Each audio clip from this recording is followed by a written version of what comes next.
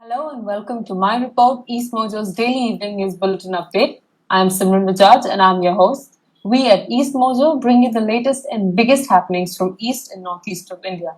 We're being joined by our correspondents. We have Irani Sonawal Lepcha from Arunachal Pradesh, Pangamla Sally Kapai from Manipur, Chandan Pandey from Tripura, and Pankaj Dungyal from Sikkim.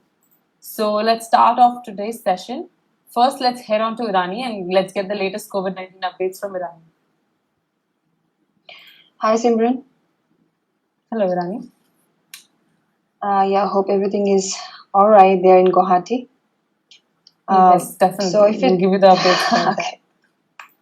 All right. So if we talk about Arunachal, till 21st June, the report which came from the health department, the state's health department. So it goes like this: on 21st June, that is yesterday, 4 new COVID positive cases were reported from ICC, and they are the returnees of Assam, Uttar Pradesh, Madhya Pradesh, and they have been shifted to the COVID care centers.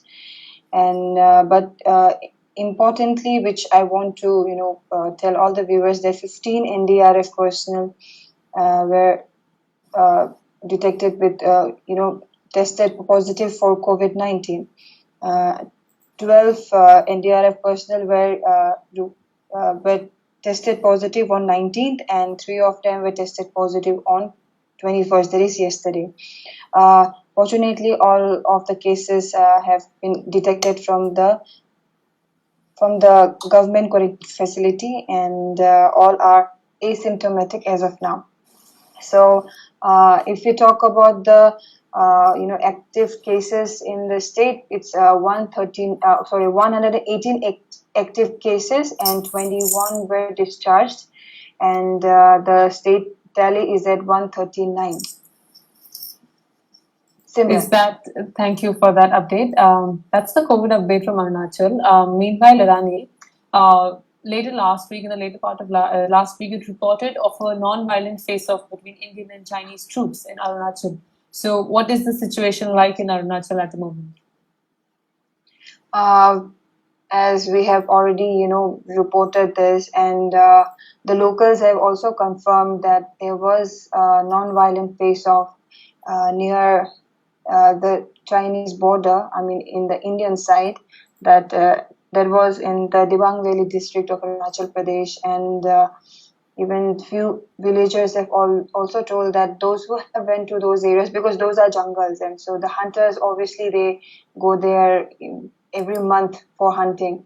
So they have seen few evidences that includes food items, wrappers, and water bottle, and they have seen smoke coming from the Chinese side. So those are evidences which can, which were said by the villagers. And a villager from Anjaw district near the Indo-China border also said that after the standoff at Ladakh, Indian Army has reached borders in Arunachal Pradesh, and as previously the ITBP, that is Indo-Tibetan Border Police, were seen predominantly, but now Indian Army has taken over, and the SSF, which is a Special Frontier Force meant for COVID operations near the Indo-China border, is also active now and can be seen at the areas near the border. Simran? Thank you so much for that update, Irani, and we hope this thing, the tension going on between the Indian and Chinese troops in Ladakh and the rising tension in Arunachal gradually subdues. We are hoping for some positive action from the central leaders. Meanwhile, giving you the COVID-19 updates from Assam, this is what we have for the day. So we have not seen any new cases so far as of now today. But in good news, we have 117 people, COVID-19 patients have been discharged from hospitals across the state. And with that, Assam is at 5,586 total cases, of which 3,521 people have been discharged. 2,053 cases are active. We have seen 9 deaths. Assam has recorded 9 deaths, and 3 people have migrated to other states. We can see that it's been over a week that Assam has very strongly maintained a higher discharged number compared to active cases. And at the moment, if we look at it, it's almost a difference of 1,500 cases. That's what we have. And today, Dr. Hemant Biswa Sharma, Assam's Health and Family Welfare Minister, addressed a press conference. And to give you some highlights of the press conference, so Assam, which planned to complete 3 lakh tests at the month end, has touched the 3 lakh testing figure today, and that's great news. So the last information was that on June 13th, we touched 2 lakh tests, and today is June 22nd, and in 9 days we have we've crossed over 1 lakh, and we've touched the 3 lakh figure. And to give you some data as shared by the minister today, so test per million in Assam is now at 8,229 tests, which is way better than some of the larger states. And if we talk about test per million data, so now, as stated by the health minister, we are now among the top 6 states who have conducted the highest number of COVID tests given the per million population. And also, when we talk about recovery, Assam is at 63%, almost 63% of recovery rate, which is a very, very good rate given our state size and our population and the number of tests conducted so far. And when we talk about talking about the number, the hike in the total number of cases in Assam. So yesterday, which is Sunday, Assam saw a hike of 331 COVID-19 cases, which is the highest single day hike reported in Assam so far from the day the very first case was reported. Prior to that, June 4th was the day when we had recorded the highest number of cases, which was at 285. Now, yesterday, the number was at 331. Before, we were recording an average of around 200, 250 cases, but this figure of 331 is a little, it's a reason for concern. And as stated earlier, that Assam rapidly amped up its testing capacities. And in Guwahati city itself, due to concerns of community transmission, that there may be community transmission, so the state department had set up, the health department had set up 12 screening centers, including for COVID-19, including that at Guwahati Medical College and Hospital and Mahendra Mohan Chaudhary Hospital. Now, apart from that, 10 other centers were set up. Now, given the great response received by these centers and the number of people who have voluntarily come to these screening centers to get themselves tested, the response is pretty great. And accordingly, Dr. Hemant Biswa Sharma said that from day after tomorrow, that is from 25th, hopefully, in each ward of Guwahati, a screening test center will be set up, along with a makeshift hospital provision, makeshift hospital-like provisions will be set up. And also, there'll be a rapid action team on ground. And TrueNat, the state is planning to procure TrueNat machines. So on-spot test results can be given to people. And also, given if this trend continues, that if yesterday over 100 cases were from Guwahati Metro, Kamrup Metro. So Dr. Hemant Biswa Sharma said that the health minister said that if this trend continues, then the number of beds that we need in terms of quarantine centers, that's going to be huge. So quarantine centers and isolation centers is going to be huge. So what the minister had said is that Horojai Quarantine Center and that in Khanapara and the likes of that will be converted into COVID care centers temporarily. And that's where the new, if at all we continue to witness this similar kind of rise, then these people will be put in these centers. Also, given the high number of given the high rise in the number of cases in Guwahati, the state is mulling over the option of imposing ward-wise lockdown in Guwahati city. So this decision will not be taken by the health department, but the district administration. And there are 6 wards which are worrisome, where the number of cases without any travel history is a substantial number of cases have been observed. And in those, the district administration, according to its own decision, will impose a lockdown. Now, this lockdown could be, as stated by the health minister, It'll be in two phases. One will be a 7 day period, and then again for another 7 day period. However, it's not yet implemented. It's going to take some time, and there's going to be a meeting today evening, and on the basis of that, the decision will be taken. Now, I'm sorry for giving you so much information all at one go. And now let's move on to Manipur, and let's get the latest updates from Sally. Sally? Yes, Simran, thank you so much. Yes, we have not got the complete latest update of today for COVID-19, but we have received a report from Bishnupur district that two medical officers and a nurse has been tested positive. So these are the first cases when it comes to frontline workers being tested positive. Other cases which has been tested so far are all returnees from various cities. So now, with these three cases, we now have in total 844 total confirmed cases in our state.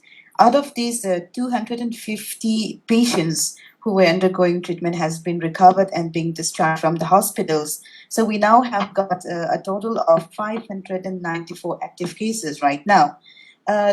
Coming back to the three frontline workers who had tested positive, according to the press statement which was released by the CMO of Bishnupur, it says that between June 8th and 15th, there were like 4 doctors and 5 nurses which was stationed at the Bishnupur district hospitals, because around 34 inmates which has been tested positive are undergoing treatment at a specific hospital. So out of these 4 doctors and 5 nurses, the sample was collected on 19 June, where the results came out today. So yes, it's unfortunately these are the latest frontline workers which has been exposed to the virus. Now, the state government, especially the health department, is not sure whether this 3 health workers has exposed with the COVID patients who have been treated at the Bishnupur hospital, or whether they have got an infection from outside the hospital. So the possibility of infection from outside the hospital before they were put on duty, those investigation has been going on right now, so that to make sure that either there is a community transmission or not, because a lot of people have panicked since the news have come in from Bishnupur district today. Simran. Thank you so much for that update, Sally. Also, there's reports Yes. that government is asking not to collect the monthly fee. It's asking school owners not to collect Yes, the monthly fee from students. Can you brief us about that? Yes, that's right. That's right. Commissioner have issued a statement today because since March 12, the educational institution in Manipur. Sally, you're getting cut off. Are you there? Hello? Sally? Should be the admission. Hi, Sally, Hello? you were cut off. You were cut off in between. Could you repeat the information for our viewers? Yeah, sure. As I say that the education institute in Manipur has been closed since March 12, and related to this, the education commissioner have issued a notice today that those private schools and the aided schools, apart from the government school, can collect the admission from the students after the lockdown is lifted. However, even after the lockdown is lifted, the monthly tuition fees should not be collected from the students, because there is a huge economic impact in the state. This was what it was stated in the notification today. But when it comes to fees, when it comes to those schools where they have already collected fees till July, those fees can be adjusted with subsequent months in future. That's what it has stated on the statement. And since the educational institution has been closed, especially the staff, both the teaching staff and non-teaching staff are not getting paid since April. So that is like April to July. So when it comes to this payment, the authority have already instructed the schools, the private schools, to pay, like those schools having less than 200 students, they can pay 50% of the salary to the staff after the lockdown. That's what it had mentioned. And also those schools having between 200 to 700 schools should also pay 50% of the salary of the staff after the lockdown. However, those having schools, those schools with the students above 700 students have to pay a payment to those staff, both teaching and non-teaching staff, full payment, not the 50%. That's what the commissioner have already instructed today. Apart from this instruction, the governor also have issued one order where it had mentioned, because the education department have already started an online classes for starting from nursery to class 10th. So according to the order which has been issued by the governor today, the online classes must continue. However, those online examination or any such assessment for pre-nursery to class 5 should not be happen. So it has been banned, or it's like completely prohibited, because it had mentioned that if even though there is an online classes happen, if we give examinations or if any such online assessment given to this classes between pre-nursery to class 5, it says that it give a lot of tension as well as anxiety to the student, because they are still minors. So though the online classes must continue till the actual school reopens, however, the online examination or any such assessment for this specific category should not happen in the state. That's what it has said. Simran. Thank you so much for that update, Sally. Indeed, for the young lot of students, like they might be able to very conveniently take those online lessons, but to be able to use this technology without any help and to be happily able to give examinations online looks like a little bit of trouble for the younger lot.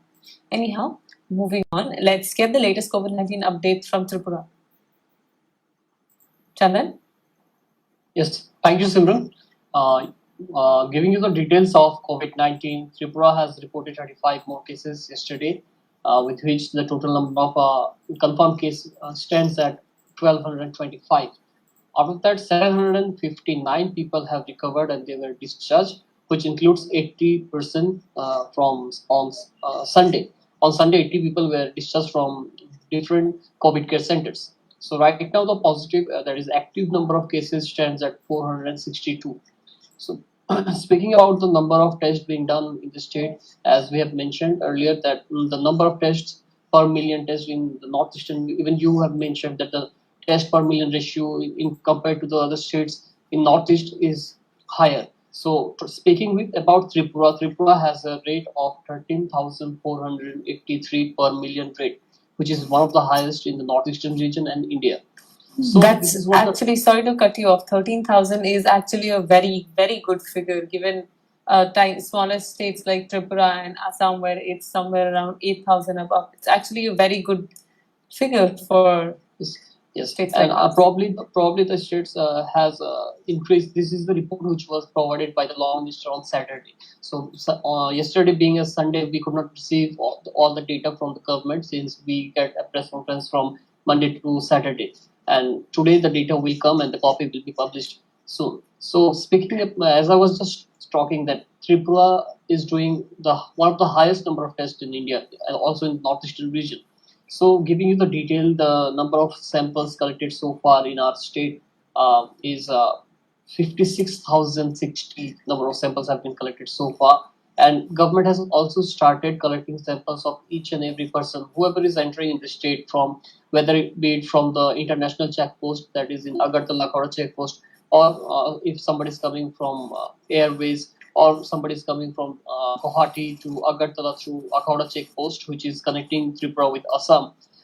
So government has deployed health official in and across the state, so that there is not a bit of chance of missing a single person who enters the state, because we have seen earlier around 30,000 people who came back to the state in a while, and then the number increased rapidly in the entire northeastern region. Even Tripura registered more than 1,000 cases within a week's time. So this was something alarming for the entire region and the state.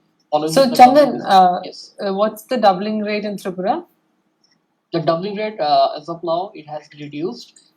As I just mentioned yesterday, it was 35 cases. Day before that, it was just eight cases. So the government is also saying that so far there is no community transmission.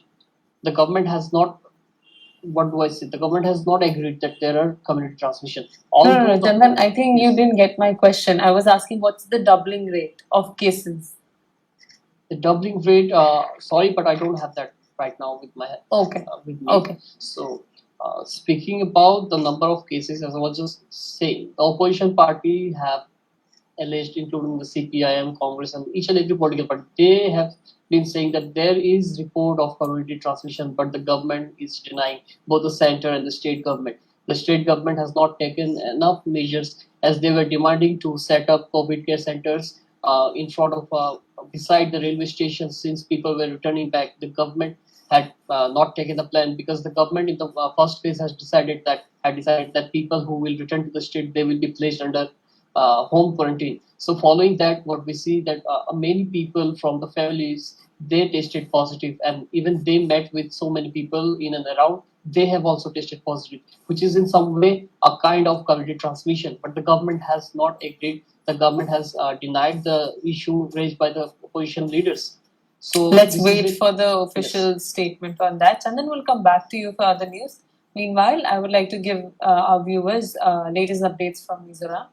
So, to give you the latest updates from Mizoram, earlier in the day, one new COVID-19 case was detected from the state, which took the total number of cases in Mizoram to 142, and active cases then early in the morning. This is a 7 a.m. update from the IPR of Mizoram. It was 133 cases active and 9 people were discharged. And then subsequently, 3 patients were discharged. 3 COVID-19 patients were discharged in Mizoram. And with that, of the total 142 cases, Mizoram has 12 people who have been discharged and 130 active cases. So these 3 patients were discharged from Zoram Medical College of Mizoram, and 2 of them are from Aizawl and 1 is from Mamet district, that they were discharged. Now, going back to Chandan, there's another report of Congress demanding financial assistance for the needy in Tripura. Can you brief us about that? Yes, just a while ago there was a press conference called by the PCC chief, Piyush Kanti Bishwas. It was a reaction against the chief minister decision, which was taken on Saturday. On Saturday, the chief minister held a review meeting with the community leaders from various community in the secretariat, where he announced that all the community leaders, specific to be very specific, those from the indigenous community, they will get financial assistance of rupees 2,000 per month. So the Congress party has said that we know that the ADC election, Tripura tribal areas autonomous district council election, will be taking place anytime once the lockdown is lifted. So the government has announced to provide them 2,000 rupees per month, which was a long demand from them. But Congress has said that why they are giving this ahead of the ADC elections. This is a move by the government to lure the indigenous leaders, so that the vote of the indigenous people who live in the tribal belts can be given to the BJP party. So they have said that why only the leaders and not the people who really need the money. They have been demanding rupees 7,500 for the people across the state who really need the money, who have returned from other parts of the country. So this was something the PCC leaders said today. Simple. Thank you so much for that update, Chandan. And with that, we come to a wrap for today's session. I would like to thank all our viewers for constantly watching us and supporting us. Monday to Friday at 6:30 p.m. We present EastMojo's My Report. Please be there to watch us live. And if you have any questions, any opinion, any event that you think we should cover, please write to us at editor@eastmojo.com. We have, oh, I'm so sorry. I missed Pankaj. I'm so sorry. I thought he's not there. Okay, so we still have Pankaj with us. So Pankaj, can you give us COVID-19 updates from Sikkim? Yes. Yeah, actually, I can give you more than COVID-19 updates. And Okay, it's a definitely. it's start of the new week, and there are a lot of particular activities also happening in the background, with probably some concerns over the border also. So I'll begin firstly with the border concerns that have influenced the state right now, and I think we made a report for EastMojo just days ago, wherein the state government has opted that the national highway will remain open along with all the connecting highways in case there's an emergency in the state, and if such emergency arises, then the vehicular movement will only be carried out for the army personnel, keeping the civilians at bay about all the movements of traffic in the national highway. Away from the issues at the borders, I think um, what's equally good and bad in terms of the COVID-19 situation in Sikkim is just yesterday we had 8 positive cases springing up in the state, and that took the state tally up to 53.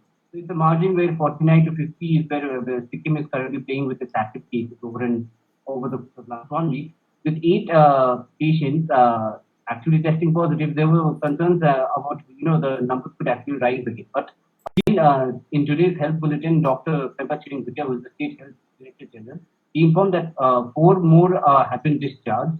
So collectively, Sikkim, out of 78 positive cases so far, has witnessed 29 cases to have been discharged or cured so far. So currently, there are 53 active cases in the state, but these concerns are mostly towards now what's being identified as people who are still returning, but families getting infected. If there's a mother who's been infected, I think there are other members of the family who do get infected about this also. And I think the last few cases have been with regards to the same, that it's mostly families who have actually contracted the disease between themselves.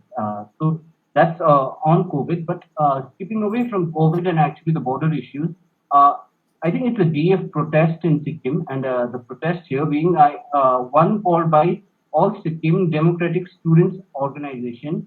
This is an association of students who have been very vocal about the various demands in the state. They've been pressing on the issue of gazing college and the campus for long. And today, they actually incline towards the virtual or online form of education being provided in the state amidst the COVID-19 lockdown. Their concerns largely delve on the facilities that are being provided by the state or those people who are in the rural background or rural areas. Because the number of glaring issues that have come to light raised by these students include the flow of electricity in many of these rural areas. Along with it, there's a lack of gadgets, electronic gadgets that need to be provided to them.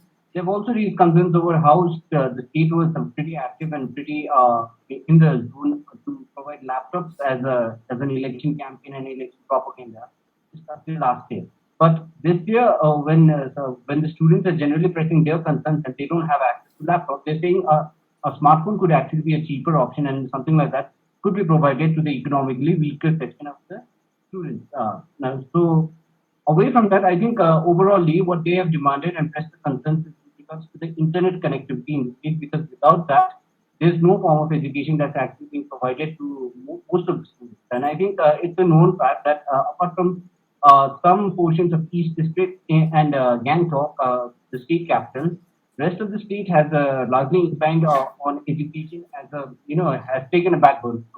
I mean, it's not pretty serious about it, and probably there's no move concerning with regards to the same. And what the students are mostly inclined towards is like they do need all of these considerations to be taken care of, because without that, without technology, without there's no education now, is what they have inclined towards.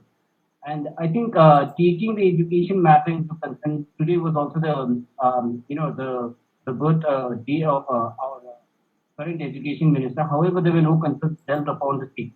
But it was just a kind of a celebration that they had with regards to the same, but nothing on the live education that gets to be given to the students from the minister. So, but there were concerns that were raised by the former Chief Minister, Pawan Kumar Chamling. His party, Sikkim Democratic Front Party, was celebrating its 28th edition of Sampurna Kranti Divas. This was way back in 1993 when 1991 when Pawan Kumar Chamling led the protest march to oust the government, the then government, and come to power. And speaking, emphasizing on the value of Kranti or protest, he did come to the conclusion that who are now judged as the Krantikaris, or that is what he took a jibe against the Sikkim Krantikari Morcha, are not doing the kind of Kranti that they should be doing, or the protest or the work or the good work that needs to be given to the people was largely his argument. But he also inclined, his part of the argument towards education. However, he said that there's no connection between his form of protest or kranti that he's calling for and with the protest that the students in the state are currently speaking over. He said two are two separate things at this point. So clearly stating that he has no support to give to those students who are currently protesting. But he also inclined how the state is in dire need of online facilities for education with adequate infrastructures, along with better connectivity of electricity and internet being some of his raising demands. But overall, taking the podium for the Sampurna Kranti Divas, I think the former chief minister took it as a, I think he took this platform to raise many concerns with the current government, with the guys here and there, and probably thank them for all the wrong things that they have done. And he's pressing concerns were over the large scale, promises of Krantikari Morcha, wherein they feel that in defense of various sectors in the course of 1 year. 13 months have passed, and he claims that there's no adequate work that has been done. And if the people in the state do incline towards more still towards the Sikkim Democratic Front Party, it is inclined on a 2024 campaign. So that's the update from Sikkim. Thank you so much for that update, Pankaj. And in fact, when you're talking about that it's the foundation day of the ruling party, a healthy and vocal opposition is what keeps the democracy in check. And it's nice, it's a great thing that SDF, the opposition, is putting up questions so that the state government gives answers to the public and to the opposition party. Anyhow, once again, sorry for forgetting you earlier. So with that, we're wrapping up today's show. So thank you so much for watching us, and please send your suggestions and at editor@eastmojo.com. Also, if you come across any piece of information, video or image, or anything that looks like it needs verification, we have a very active fact-checking team. Send that across to us at editor@eastmojo.com, or you can even send that to us via our Facebook page. Please read all the stories. All the stories that we have discussed are already up on our website, www.eastmojo.com, or will be shortly live on our website. Please do read them and stay connected with us via Facebook, Twitter, Instagram, and YouTube. This is Simran Bajaj signing off for today.